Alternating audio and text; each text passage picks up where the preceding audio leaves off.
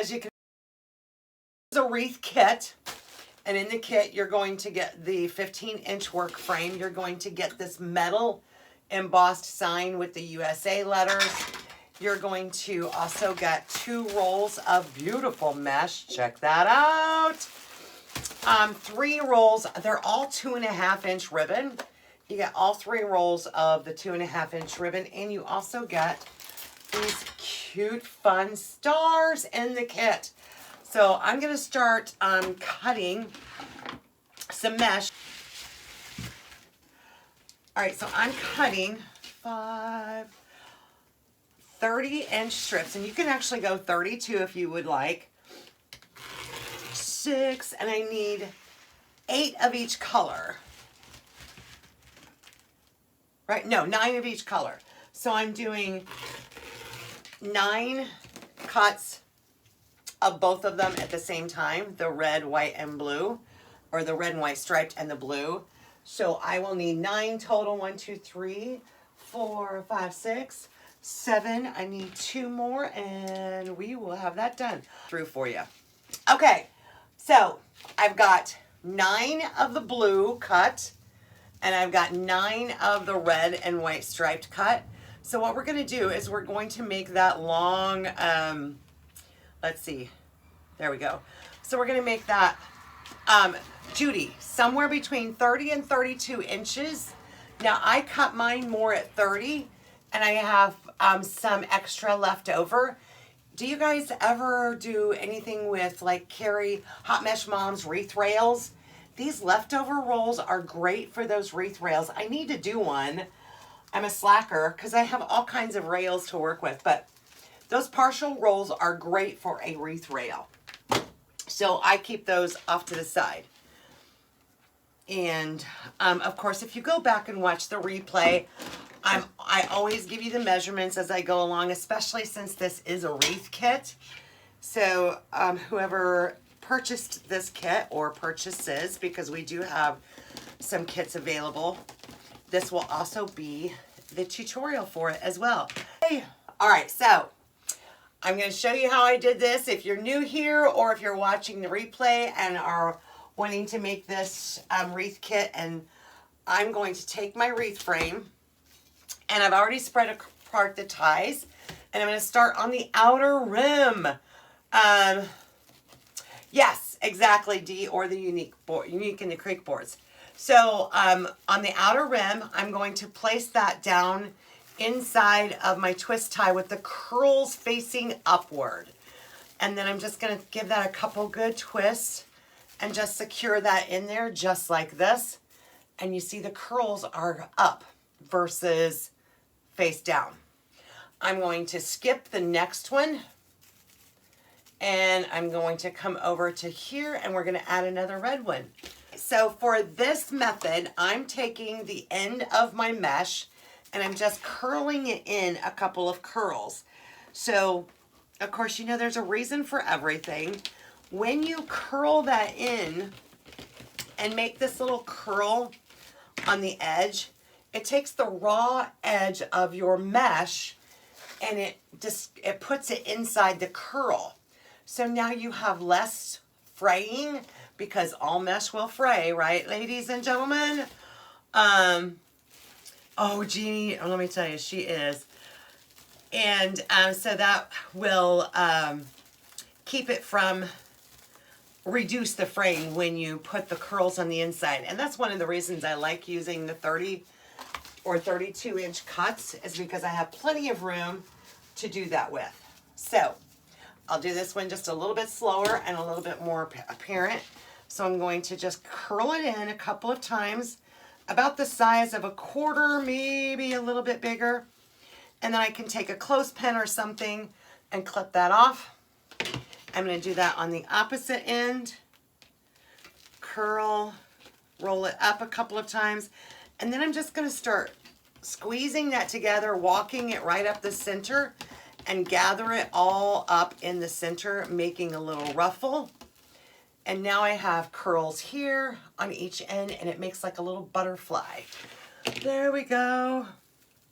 Yes, it does make it look nicer too. I like the way it flows. I'm going to skip one and I'm going to come right over here to the next one. Well, hello.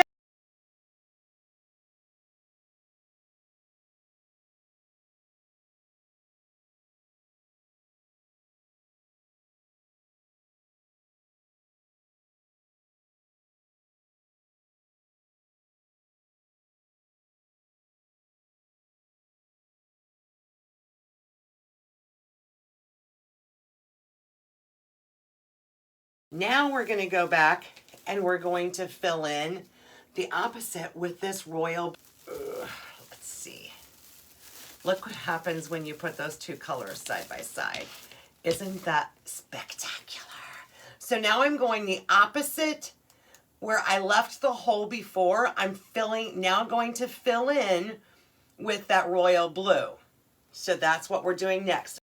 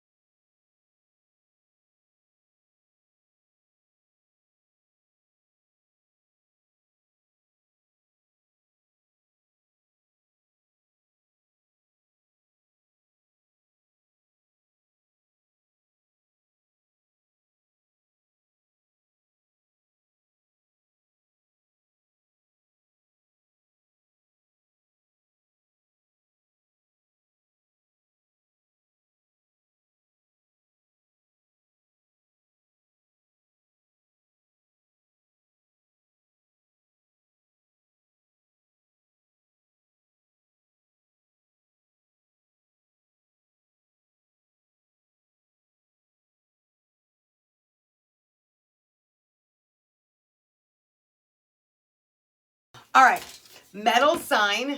In fact, I think I have it up on the screen right now, up in the corner, but I'm also just gonna bring out the red pipe cleaners that we have in the store. I'm going to use a little bit of my DAP Rapid Fuse Glue if you've never seen me use that before. It's like it's almost like super glue, except I think it's a little stronger bond than super glue. And then I'm going to use a couple of these cable tie mounts that have the adhesive backing. And I'm going to put it right on that dot of glue to help secure it. And then we will take the pipe cleaner and run that in there as well to attach it to our wreath frame. Just like so. So when we get done, hang on, hold the phone. Get in there, girl. You could do it, I believe in you.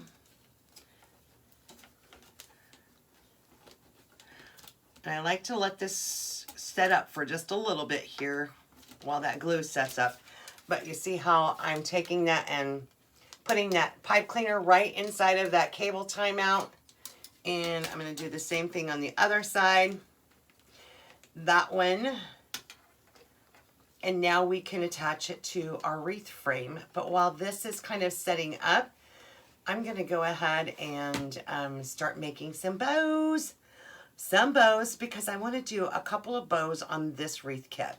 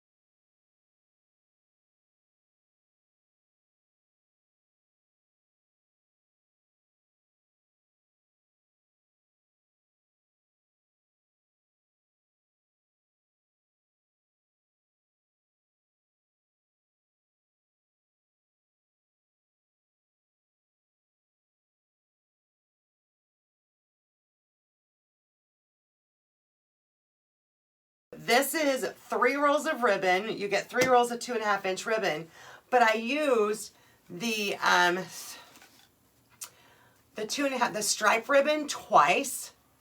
So I did a bottom row, then I did the blue stars, then I did a red and white, the striped ribbon again, and then I topped it off with the diagonal stars. So let's see what this looks like. There you go, Annette.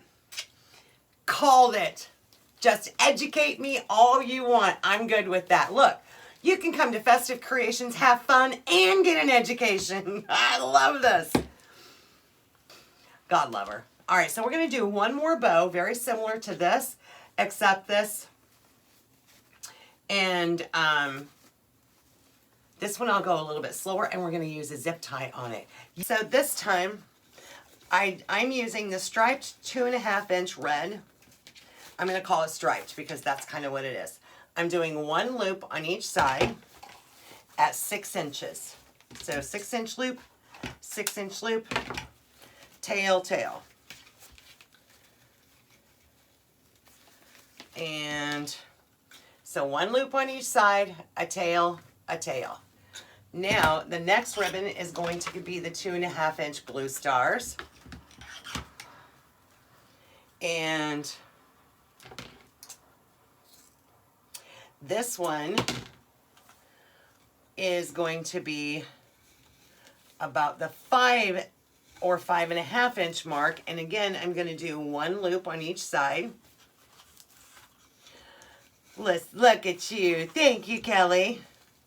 I'm going to repeat what I did before, except it's just going to be,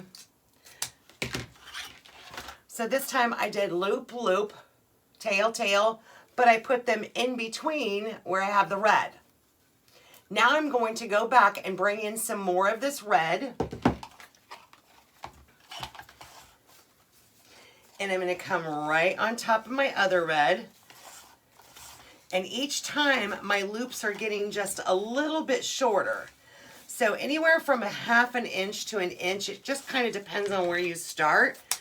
And don't worry, you can't mess it up. You can't. So again, I went loop, loop, tail, tail, and I just kind of am, these are shorter than the ones before. The last one, and I'm going to put this one on top, the lighter color on top, and I'm going to go in between those two. Okay. So loop, loop, 2 loops and 2 tails. A little bit shorter than the one before. And we are going to use a zip tie this time. So I got out a zip tie. I'm still going to need a pipe cleaner. So what I'm going to do is I'm going to wrap that zip tie around the center of my bow. But before I tie it tighten or zip it completely tight, I'm going to slide this pipe cleaner in there so I can attach it to my wreath itself. Or if you don't have the pipe cleaner, you can use floral wire. I actually may need floral wire. The pipe cleaner may not be long enough. Or let's just do 2 pipe cleaners together. How's that? That'll work too. So I'm just going to put 2 pipe cleaners together so I know I have enough room to tie this to my wreath frame. All right, so let's take that zip tie. Do you have to have glasses for this because, you know, I'm older. Not old, just older. And it's like if you don't get that right the first time, it irritates the daylights out of me. Okay. And that too takes practice. You know how many times I've done that and then the whole bow just kind of fell apart in my hands.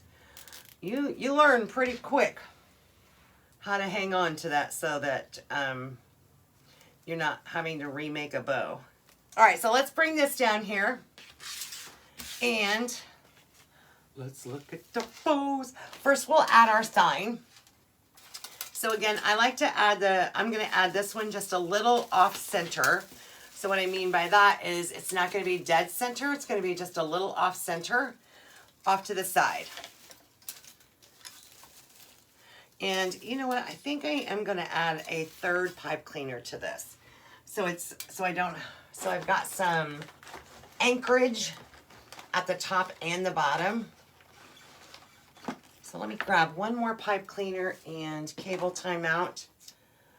I wasn't thinking about that when I was looking at the placement. And glue.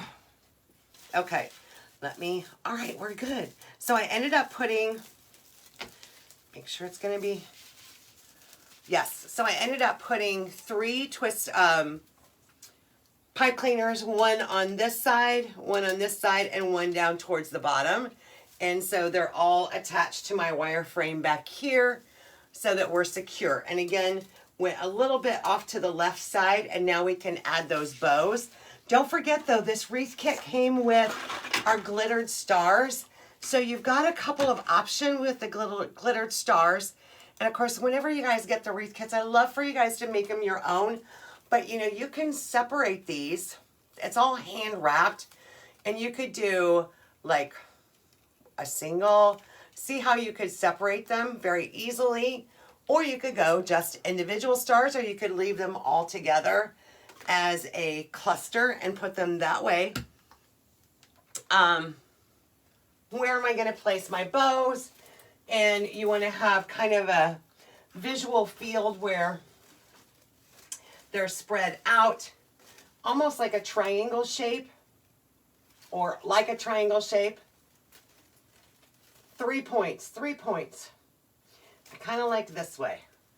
I kind of like it this way. So I'm going to go the larger bow right here. Ugh. And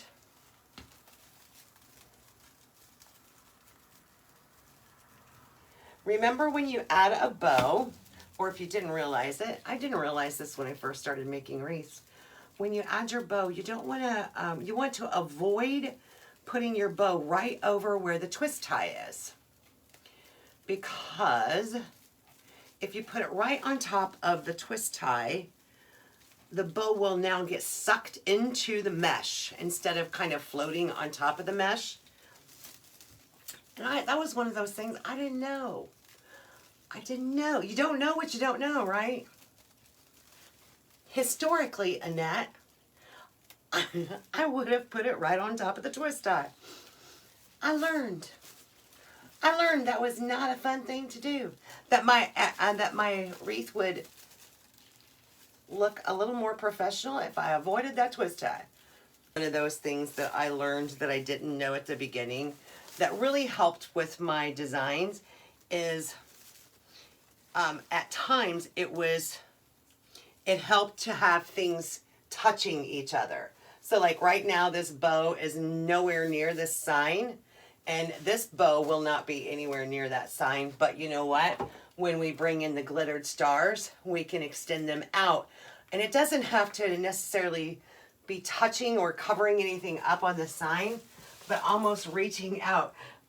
Okay, here is our bows attached. Now watch what happens when we add some of these fun stars.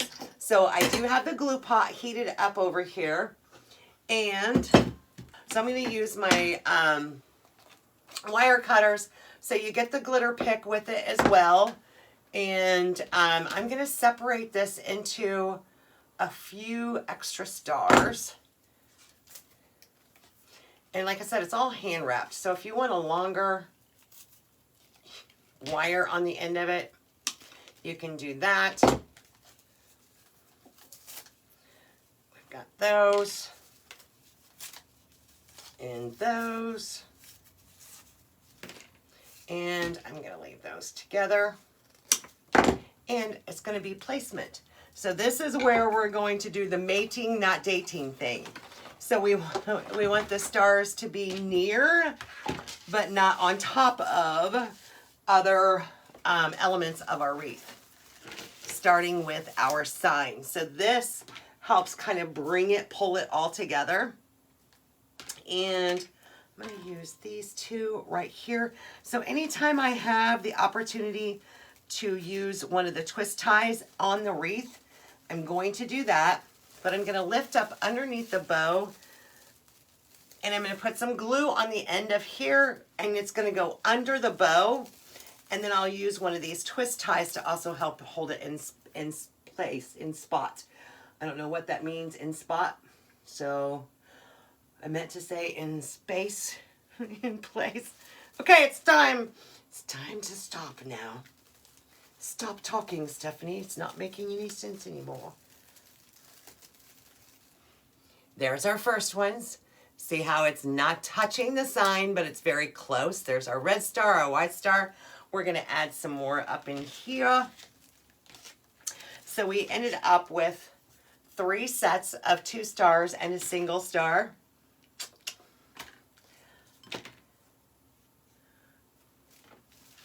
And I'm going to take the blue and white one and put it on this side of the other bow.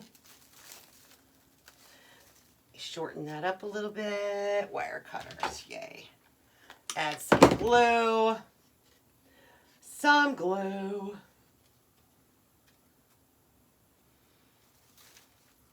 And right underneath there. If you don't have a twist tie that you can grab onto, definitely you want to make sure that you're wiggling that glue around in the mesh, on the mesh, so that it's kind of touching as many places as possible. And then I'm going to take the single red one and bring it towards this way, towards the other 2.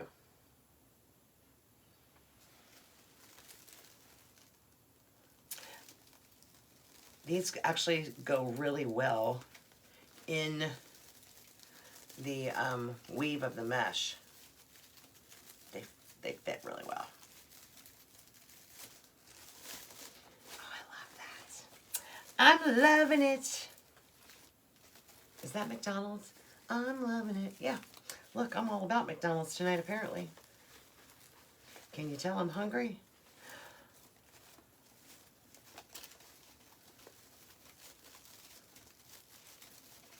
Gary and I fended for ourselves tonight. He had leftover ham, and I had pistachio pudding. I'm thinking it's not going to be enough. All right, so there is, so I added the stars here. I added more stars in between the other, between the 2 bows, and now we're going to bring stars out this way.